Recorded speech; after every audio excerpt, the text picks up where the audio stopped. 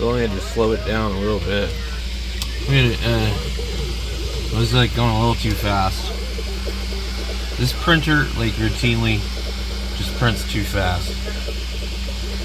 Anyway,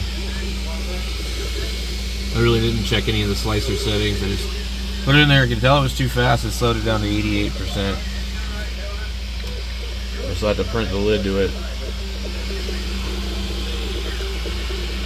A couple of little printer boogers on it. Nothing's ever perfect with 3D printing. It'd probably help if I had the enclosure shut too. So that's probably what I'm going to do. I'm going to go close the enclosure. I really need to get this thing set up to where it's running